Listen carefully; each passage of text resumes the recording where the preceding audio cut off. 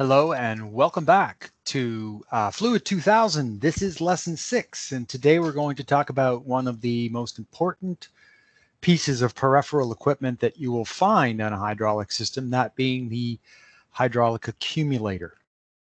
Now, an accumulator is basically an energy storage device, and it has many uses. In this particular opening picture, we see 3 accumulators that are put together in a package in parallel. This allows them to have more capacity while still developing the same amount of pressure, just like putting capacitors in parallel, if you want to think of it that way. Accumulators in this particular application are used as emergency devices that can take the blades of a wind turbine and take them out of the wind in the case of a loss of hydraulic pressure due to a pump failure, a line breakage, or a power outage. Otherwise, the wind turbine generator could actually run away and could start acting like a helicopter, which would be catastrophic. So the hydraulic accumulator is basically a device for storing pressurized hydraulic fluid. They have several different things they can do in a circuit. They maintain system pressure when a component is activated, or if there are several components activated at the same time. They can be used to override any pressure drops. Similar to a voltage drop in an electrical circuit, a hydraulic accumulator does the same kind of thing. It kind of smooths out that pressure drop. They can also develop fluid flow. In the case of a pump, if the pump is on a lot of different conductors and lines, it may have a lag. An accumulator placed close to the actuator with a check valve can help make up for that and can help speed the system along. They're also good for compensating for thermal expansion and contraction. As a fluid, of course, warms up, it has a tendency to expand, and that expansion can pressurize the system beyond its parameters. An accumulator is an excellent device because it has an ability to store pressure inside of it. Not a lot of fluid per se because of the actual size of them, a couple of liters at most, basically, in a basic accumulator, but the pressure is the thing that can be mitigated. They're also good at controlling noise. Anytime you have a positive displacement pump of fluid that is vibrating within the system because of a positive displacement pump, that can lead to noise, and noise and vibration can lead to looseness of connectors and things like that, and eventually to leaks. So by controlling noise and absorbing shock, which is another thing they can do, they can absorb the shock and the noise from the system, and therefore they can act as a damper to help prevent undesirable vibration and noise. So they're also used to provide an orderly shutdown. In the previous slide, that's exactly what these ones are designed to do. The accumulators in this particular package here on this wind turbine blade, and there would be 3 sets of these, one for each blade, so there's 9 in total. They will have the ability to move the blade in and out of position depending on the amount of micro movements you have. So they're very good. They allow a smaller pump because I can use that accumulator and charge it over time, charging it up to the desired pressure, and therefore that pressure demand doesn't have to come from the pump if it's an instantaneous demand. It would have a lag if that was the case with a pump, but with an accumulator, like a capacitor, it's an instant discharge of pressure, just like a capacitor is an instant discharge of voltage, very little current. Okay, so they help to smooth out pump operations, and they can be used to compensate for fluid leaks, small leaks, and we don't mean leaks that are requiring maintenance. We're talking about the little bit of fluid that escapes past a linear actuator as it's stroking back and forth, or the sweat that comes off of connection points on conduits, things like that. Of course, if you have a real leak, that has to be repaired. Otherwise, you will have a problem. They're astoundingly simple. Really, all they are is a enclosed vessel with some kind of a separation inside of it. There are three basic categories of accumulators. I would argue there are two, really. There are the mechanical accumulators, which are the weight or gravity type accumulators, and the spring-loaded accumulators. And there's also the gas type accumulators, which are the hydropneumatic, which usually will use a combination of an inert gas like nitrogen, which can be compressed to provide the pressure to push against the system hydraulic fluid, right? So here's an example of an accumulator in a circuit. And this accumulator, if you'll notice here, is close to the actuator and far away from the pump. Now, the pump can be remotely located and can be much smaller than the system would require. Because what we can do is we can charge this pump up over time using this accumulator. And you notice the accumulator has a flow control valve on it. And this is illustrated in the top left-hand corner. And you see that the flow control has a check valve in it. That check valve allows the system to be charged quickly. Now, there's a main check valve in the system that you see before the accumulator, but there's also also a flow control check valve, which provides rapid filling of the accumulator, but a controlled discharge. And this would allow you to ride through any peak demands of the cylinder in the right-hand side there. And this is a good little graphic that shows you really how a flow control valve works. And later we'll be showing you what these pieces actually look like in the shop and how they function in circuits. Okay, so uses of accumulators: they help stabilize pressure in systems, and they can store a quantity of fluid, not a lot, but they are basically dealing with pressure demands, not flow demands so much. Any work with accumulators must follow standard de-energization techniques, drain and test always. You must do this. They are just like capacitors. They will hold a charge, be them a spring accumulator or be them a gas hydropneumatic type, because they are, quite frankly, charged devices. And if that energy is not released, it can become hazardous in the maintenance field. Here's an example here of a positive displacement pump with a pulsating output. And you can see that in the little graphic image file on the bottom right-hand corner, that this bladder type, actually a diaphragm type accumulator, is just basically taking the surges out of the flow and provides a nice clean flow to the circuit. And that's an excellent use for them. And that's for smoothing pump operations.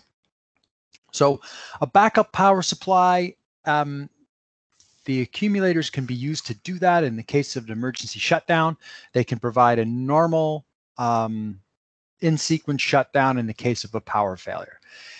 If I am looking to open up a couple or three devices at once, an accumulator is a great way to provide that peak demand.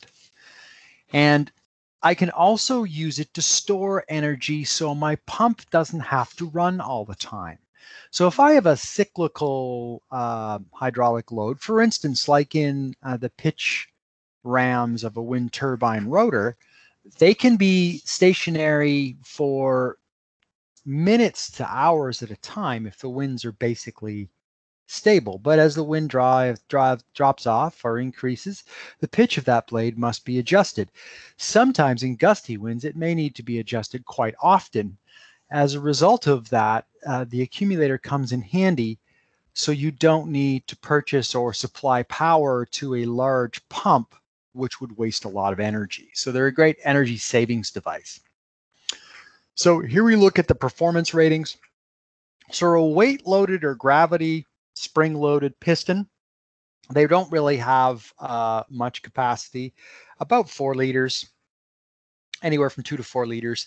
They can run for up to 500 psi, and the reason for that is the mass that has to be aided by gravity in order to provide the pressure to the diaphragm in the accumulator.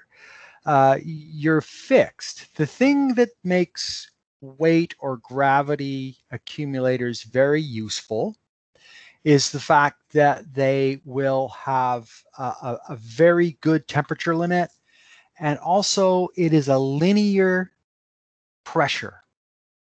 A spring, of course, will react to Hooke's spring law, and the more I compress a spring, the more it pushes back at me, whereas gravity is quite linear. That mass will be acting upon that accumulator regardless if it's halfway discharged, fully discharged, or not discharged at all. Your hydropneumatic or gas type, again, they are going to be temperature sensitive. Have a pretty good temperature range. The reason is the gas that they use is inert. It's nitrogen. The reason for that is nitrogen does not react with oils. Anytime, as you may or may not know, that I pressurize oil or any kind of hydrocarbon and put it in presence of oxygen, it can become explosive. So that's extremely important that they use an inert gas in or very dry air in the case of a mechanical accumulator, that you don't have that mixing of a volatile oxygen with a pressurized hydrocarbon. Right? So this is your dead weight accumulator. This consists of a cylinder, a movable piston, and basically just a mass. So the mass is preset, or in the case if it's a water mass, it can be adjustable. But the pressure rating and sealing device is required between the system container and also the hydraulic system. It uses mechanical accumulators use the same symbol, and that is the accumulator with the box in it, the rectangle box in it. That tells you that it's either a dead weight or a dead weight device. Actually, the spring device will have a spring in it as well. So there's some disadvantages with this. Of course, it has to be mounted in the vertical position. Gravity being what it is, you cannot, this is no good mounted vertically or in any kind of a system that is going to be moving. For instance, the rotor on a wind turbine, which will be right side up and upside down once a cycle. And plus, they're using a mass, so they are very heavy. Good choice for any mobile equipment. They would be a good choice if I have to have a lot of hydraulic pressure in a large system with a place to put such a device. The advantage of them, of course, since they're using gravity, is it's a constant linear pressure from top to bottom. There is no change in the amount of force that the accumulator will put into the circuit. Right? A spring-loaded accumulator, these are adjustable. They will provide a preloaded force that can be mounted in any position, but unfortunately, it's not linear. They're simple and robust. They're great for small systems, but because of the non-linearity, they have an operational range that's predictable. Outside of that range, a little bit hairy. For instance, you wouldn't want to run this one too close to the bottom or too close to the top, where you could actually compress those springs too far and damage them. They're also limited because of the springs themselves. The more pressure you need, the more spring area you need, and as a result of that, the bigger the design gets. So very simple, useful, small systems, cheap, rugged, adjustable. They have a lot going for them, and they're a good choice for smaller systems, especially something that's going to be handled a little rough around the edges. So your gas type accumulators, your hydropneumatic accumulators actually come in 3 different flavors. They have a piston, they can use a diaphragm, or they can use a bladder. Now, all of these type of accumulators are nonlinear. And the result of that is because fluids can't be compressed, but gases can. Now, we must separate the gas from the fluid by some kind of a flexible barrier. And that's why we're going to use either a piston, a diaphragm, or a bladder. Now, in most cases, these models come pre-charged to a certain degree. And the reason for that is we don't want to expose a discharged accumulator to system pressure because it would just collapse the bladder and may damage it. So they will come pre-charged with a certain amount of preload, and then you will have to load them up according to the system pressure and system specifications. And that's important to take into account. Okay, so here's an example of 2 types of gas-loaded accumulators. So the non-separator type accumulator, here the oil and the gas are not separated. They're always placed vertically. So these are not very often used because, again, they have to be separated vertically and they can't move and there can't be any sloshing around. The advantage is there's nothing really to go wrong with them. But the gas that's used, of course, would have to be nitrogen because it's inert and it's in direct contact basically with the system fluid. But as a result, they're not very popular.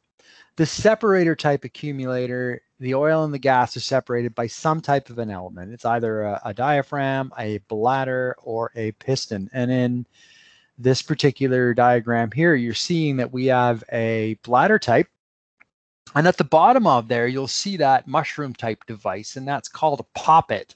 And that is designed so you don't have the bladder coming out into the system because it's a flexible rubber membrane and it will get sucked in to the system if that poppet isn't there. So that poppet will actually require a minimum pressure on the spring to activate it. So it's kind of like your low limit if you were on that system.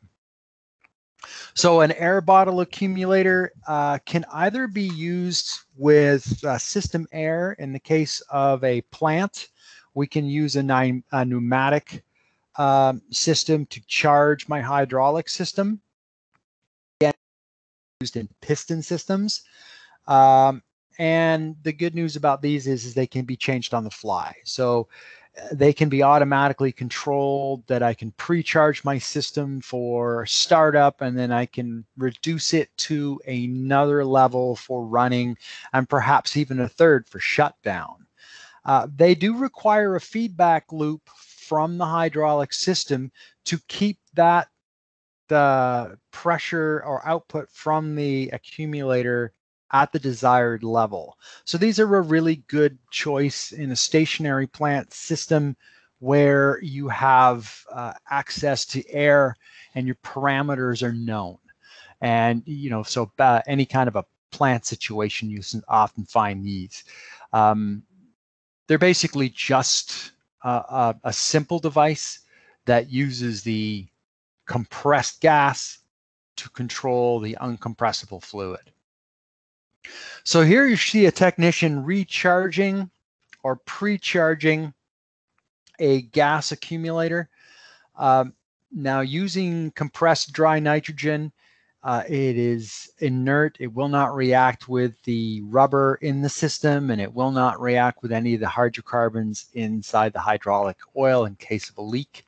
Sometimes these bladders will rupture, and that could become a situation if it had oxygen in it. So this is a way of pre-charging the system to a desired amount of bar. And you can see here that the working pressure is 3,000 pounds per square inch, which is a fair amount.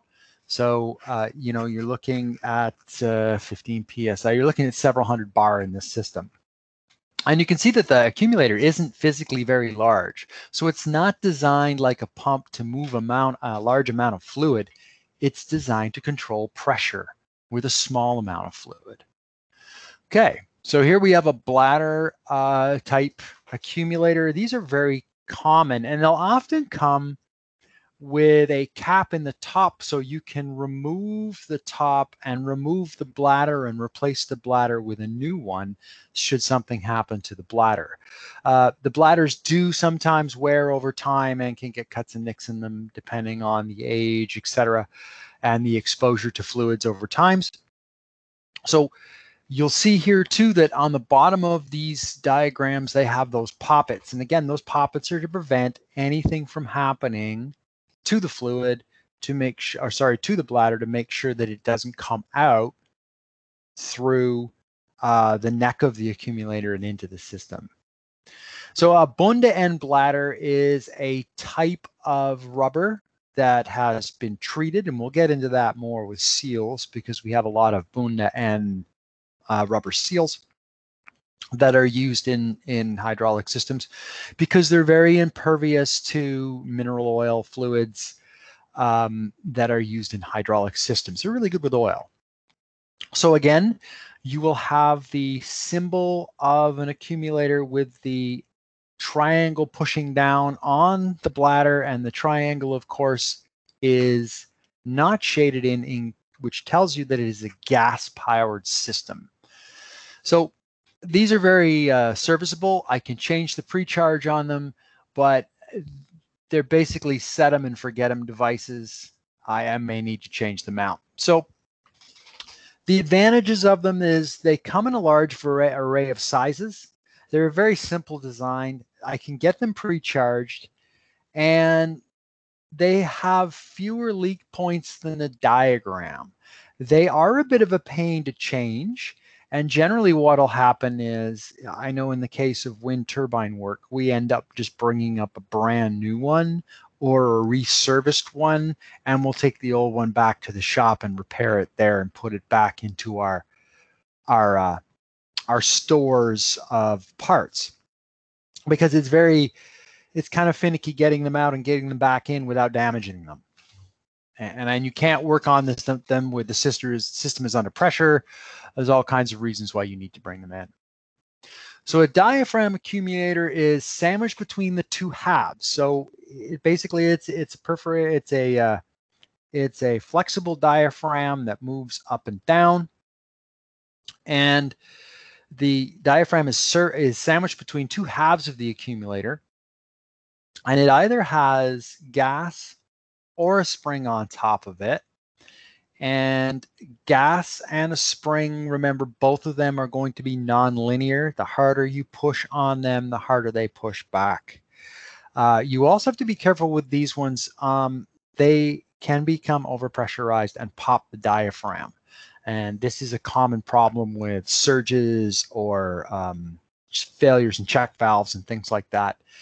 So they are serviceable.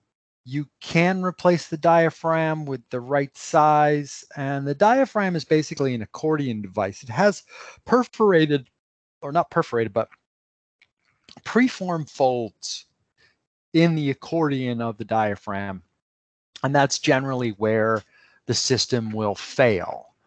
And as a result of that, they can become leaky. Okay, a gas-charged piston. This can also be a spring-charged piston. Pistons are very good because I can change the size of the piston interaction.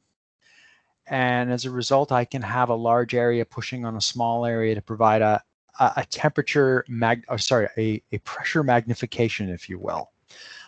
So a free-floating piston is pushed by one side by the gas and the other side by the fluid. So it has a very low friction point on the piston, and it's extremely important that they have seals on them, and the seals have to be in good shape. And bleed holes are often used to equalize the pressure between the dead space on those seals. Otherwise, if I don't have the same pressure on both sides of the seals, I can get leaks. They can be subject to heat. They don't like heat because of the expansion of the rubber at different rates. that can wear. They can also wear if they're cycled too often, but they're very robust in construction, and as long as they're maintained right, they will last for a very long time and give great service. And they have an ability to absorb a lot of shock too, because if the piston has, it's a more robust material than a bladder or a diaphragm, right? So here you have a differential pressure piston accumulator, and this one again is charged with air. So this would be better in a stationary plant than it would be on a movable system. And you see on here that there is a smaller oil piston than there is an air piston. So that air chamber has a larger surface area working on a smaller surface area, which means that I'm going to have a magnification in the pressure. So the larger area on the top gas piston works on the smaller energy of the fluid piston. I mean, this intensifies the available gas preloaded. They're two independent systems, which allows them to have a little bit of pressure fluctuation if that is required. They can kind of separate for a minute and come back together. But they're very limited in the amount of volume that they can use. So the differential pressure accumulator would be used where I don't need a lot of flow, but a constant pressure is critical. So here you have a piston type, and the GIF in the top shows you how basically it works in terms of the brakes on a truck. You have a wall for braking during a stop, and what you can do is you can use a charged accumulator that will use air to rapidly move that fluid, or the air in the case of air brakes, pneumatically to the brake drums, and I don't need the pump to come up to speed and try to charge that while I'm hitting the brakes. Obviously, I need a quick reacting system with any kind of a braking system on a mobile vehicle. So this provides that, allowing me to use my accumulator and a smaller pump in order to make the system function the way I desire it to. Okay, here's a little something about accumulator safety. And the gentleman on top, I'm not sure if this GIF is going to work. It's really too bad if it doesn't. Oops. Let me just look at this. I'll have to put this in a separate file because it's definitely something to watch. Here, these two gentlemen are attempting to take the ram out of a large piston. They have it, what they think is totally disconnected, but however, there's a pre-charge left in here, and this comes out violently, throwing this cylinder back against the wall. It's a good thing no one was behind it, but it's extremely important that you understand your system when you're working with accumulators. Accumulators are stored energy devices like capacitors. And if you are on the wrong side of it, when it's let go, it can become very dangerous. So we need a way to guarantee that our accumulators are discharged when we're maintaining them. And generally there will be a bleed down procedure with the machine in the manual, and it's very important that you heed that advice for your own safety when working with any kind of accumulator with any kind of charge inside of it. So here's an example of, again, just kind of a recap of what accumulators can do for you. I mean, they are an energy source.